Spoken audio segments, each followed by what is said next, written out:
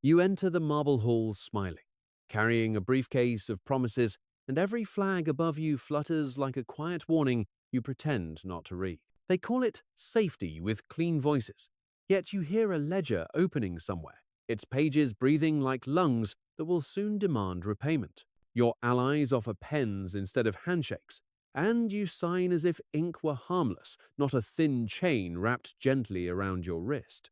Each clause feels small, a polite stitch, but the fabric tightens all the same, and you notice your shoulders rising as if bracing for impact. You tell yourself you are shaping the rules, while unseen clerks measure your steps, counting every deviation like coins sliding into a jar. Across the table, smiles hold steady, but eyes flick to clocks and cables, as if time itself has been leased and your minutes are no longer yours. You feel the room lean closer, not with threat, but with interest, the way lenders lean toward a borrower who still believes he is admired. Your drafts return with red marks like tiny wounds, and you accept them, because refusing would cost you access to the doors behind them. At night, you hear factories in your mind, humming like distant engines, and you wonder who owns the switch that can silence them. They praise your leadership while moving your chair an inch at a time, until you realize the center of the room is no longer where you sit. You start borrowing certainty from headlines, but the print smears under your fingers, and every reassurance tastes like watered wine. A rival arrives with a suitcase of exemptions, and the crowd parts for them, teaching you how quickly loyalty can be bought in bulk. You follow their laughter with your eyes and feel your own laughter thinning, because your rules are heavier and your pockets are already filled with stones. The first favor is framed as cooperation, but it lands like a mortgage, and you nod while your future quietly becomes collateral. Your advisors whisper that compliance will keep you competitive, yet the word sounds like a cage being painted the color of your own flag. You begin to ration your own ambition, cutting it into smaller portions, because the price of disobedience is paid in closed ports and silent phones. Somewhere, a corridor of servers glows like a furnace, and you feel your country's pulse sinking to a rhythm you did not compose. You keep agreeing, not because you believe, but because the alternative is isolation, and isolation is the kind of debt that collects interest in shame. Then the letters arrive polite, stamped, final, and you realize your signature has been traveling without you, opening accounts in your name. You stand before the mirror and practice calm. Yet behind your eyes a new fear settles in, the fear that your hands are no longer steering. You wake to messages already answered in your name, approvals granted while you slept, and the feeling that night itself now works for someone else. Committees multiply like shadows at dusk, each one small, reasonable, and positioned just close enough to block another direction. You begin explaining yourself more often, and every explanation feels like kneeling, even when your spine remains technically straight. The language around you softens, turning commands into suggestions, yet your choices narrow until suggestion and order feel identical. You notice budgets discussed like weather, unavoidable and impersonal, while your own hands are searched for spare change. A friendly audit arrives, smiling, curious, counting, and you realize curiosity can weigh more than suspicion.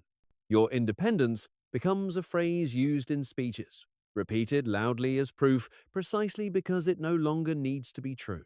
Partners delay replies just long enough to remind you who controls the calendar, and time slips through you like sand. You accept a bridge loan of patience, promising yourself it is temporary, even as its pillars sink deeper into your ground. Each compromise is framed as maturity, and you applaud yourself for growing quieter, mistaking silence for wisdom. You feel watched not by enemies, but by caretakers, and their concern tightens around you like padded restraints. A supply line reroutes without asking, and you sense how easily blood can be redirected away from a limb. Your critics vanish first, then your defenders, leaving only neutral faces that agree with anything already decided. You start rehearsing gratitude, thanking rooms for letting you enter, thanking doors for not yet closing. When resistance flickers, it is met with sympathy, the kind that explains why resistance is no longer practical. You trade speed for permission, momentum for clearance, until movement itself feels like a favor granted sparingly. The numbers you once trusted now arrive late and incomplete, like letters censored before you ever see them. You sense the cost rising, not loudly, but steadily, like water climbing a wall by millimeters. Every delay is justified, every hold described as prudent, and you begin to fear urgency more than loss. By the end of the day, you cannot remember when you last decided anything without checking who might object. You notice how silence has become your safest statement, because every word now travels through filters you did not install and cannot remove. Meetings stretch longer, not to decide, but to exhaust, until agreement feels like rest and resistance feels like unnecessary labor. You begin budgeting trust, spending it only where returns seem guaranteed, and even then, watching it depreciate overnight. A memorandum arrives labeled temporary, yet its ink stains your calendar far into years you once thought untouched. They praise your patience as stability, rewarding stillness while quietly penalizing motion with delays that feel carefully engineered. Your infrastructure dreams shrink to maintenance plans, and maintenance becomes survival, a word you never expected to apply to yourself. You sense dependencies forming like ivy, decorative at first, then load-bearing, then impossible to tear down without collapsing wall. Invitations thin out, replaced by summaries, and summaries replace presence, until you participate mostly through echoes. You are asked to harmonize standards, a pleasant word that sounds like music until you realize you no longer choose the key. When you question the tempo, they slow it further, teaching you that impatience is framed as incompetence. Your margins erode quietly, not in crisis but in paperwork, where small concessions multiply beyond easy counting. You learn that compliance is rewarded with predictability, and unpredictability is treated as a solvable problem. A safeguard activates without notice, freezing a process mid-motion, and you feel how fragile momentum truly is. You reassure your people with calm broadcasts, though the camera light feels hotter and your smile costs more each time. The narrative shifts gently, crediting others for outcomes you financed while you are thanked for cooperation. You are offered access instead of autonomy, a corridor with many doors that only open when someone else approves. Your reserves are described as buffers, then cushions, then shared resources, each rename softening the surrender. You start measuring success by avoidance, counting days without incident as victories worth celebrating. The pressure no longer spikes, it settles, constant, teaching your nerves a new normal you never agreed to learn. You realize control did not vanish suddenly. It was amortized, paid away gradually until the balance finally reached zero. You begin to feel relief when nothing happens, mistaking stagnation for safety and stillness for proof that the system finally trusts you. Your announcements shrink to maintenance notes, careful updates designed not to disturb markets that now flinch at every unexpected sound. You watch others accelerate past you, applauded for boldness, while your caution is framed as responsibility rather than hesitation. The word alignment replaces debate, and disagreement is treated like static interfering with a signal already decided elsewhere. You receive benchmarks instead of goals, ceilings instead of horizons, and you adapt your posture to avoid hitting either. A review cycle resets again, pushing decisions further out until the future feels leased month by month. Your funding becomes conditional air, flowing only when valves turn and you learn to breathe shallowly. Advisors praise resilience, but you notice resilience is demanded only from those who are not allowed to change course. You absorb shocks quietly, becoming a buffer for others, and wonder when buffering replaced leading. Each safeguard adds weight, and soon your process walks with a limp that everyone agrees is unfortunate but necessary. You start to envy those who failed loudly, because collapse at least ends negotiation. Your confidence turns procedural, activated by checklists rather than conviction. When pressure builds, it is released sideways, redirected into smaller actors who cannot push back. You speak of balance, but the scale is already loaded, and you learn to add your weight carefully. The system thanks you for stability while quietly outsourcing risk through you. You begin measuring survival instead of success, adjusting expectations downward without ever saying so aloud. The outside world still calls you powerful, and you nod, understanding how titles outlive substance. Your voice remains, but its echo grows stronger than the sound itself. You realize you are no longer negotiating terms, only managing exposure. In private moments, you admit that control has not been taken from you. It has been rented out indefinitely. You notice how warnings arrive dressed as advice, gentle in tone, precise in timing, always just early enough to shape your next move. Your margins thin again, quietly, as if shaved by routine, and no single cut feels worth protesting. You are asked to share frameworks, then processes, then instincts. Each request framed as trust deepening. What you share returns altered, standardized, and resold to you as best practice you are expected to follow. You watch dependencies harden into expectations, and expectations into obligations that no longer require signatures.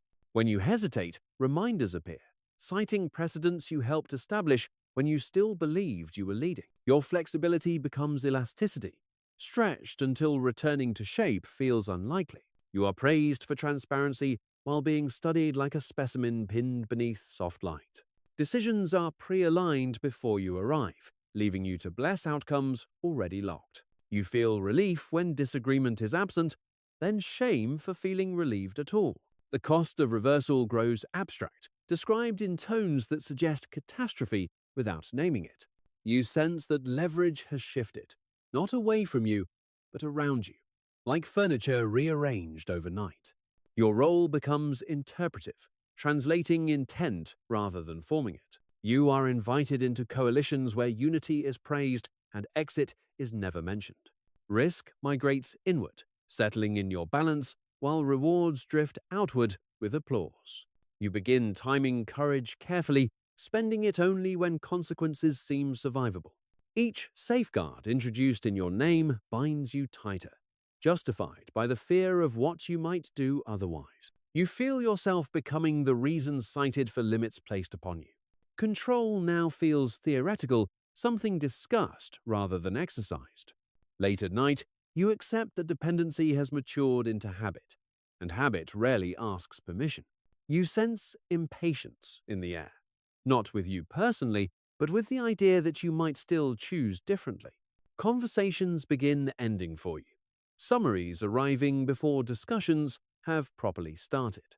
Your approvals are assumed, built into timelines like weather forecasts no one questioned. You notice how quickly concern turns to pressure when you hesitate, how care sharpens into expectation. The cost of saying no is no longer debated. It is modeled, rehearsed, and quietly accepted by everyone but you. You are invited to coordinate, a role that sounds central until you realize it means absorbing friction from all sides. Your calendar fills with consultations that drain energy without granting authority. Each concession is recorded carefully, while every objection is described as context rather than constraint. You begin managing tone more than outcomes, polishing language to soften decisions you did not shape. The system moves faster around you, accelerating in corridors you are not permitted to enter.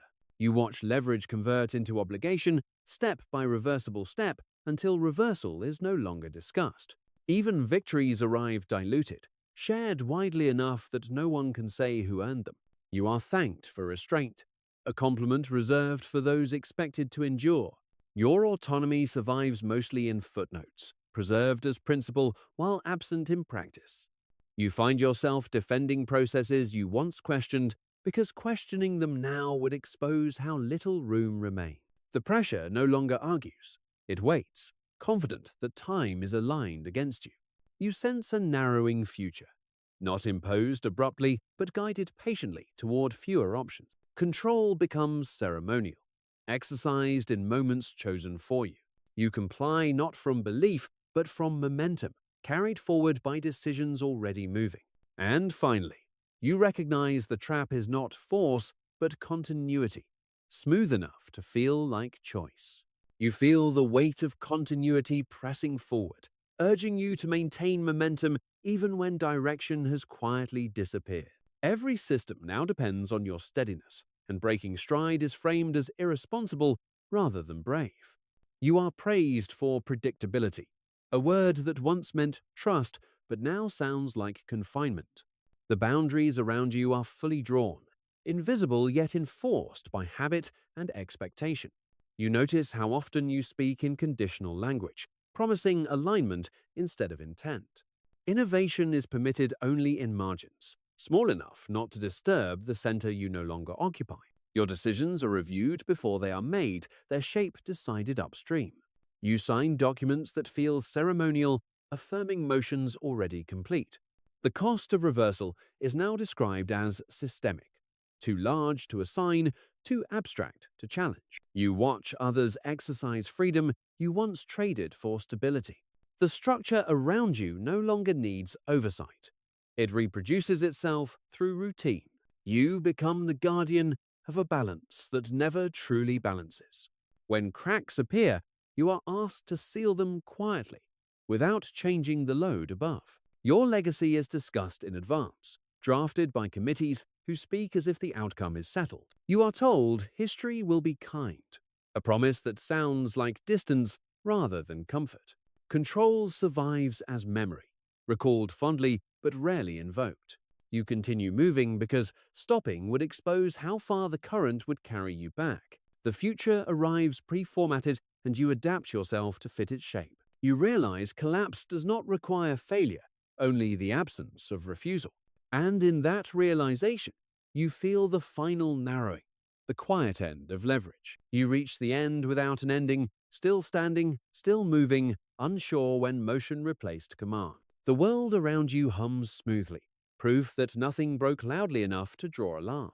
They call it stability now, pointing to continuity as evidence that the system worked. You remember when stability meant choice, not endurance measured in quarters and reviews. Your remaining power is symbolic, useful for reassurance, dangerous only if mistaken for action. Decisions arrive finished, wrapped neatly, asking only for acknowledgement. You sign because refusing would disrupt a machine that no longer needs you to run. The room feels calm, and calm feels heavier than panic ever did.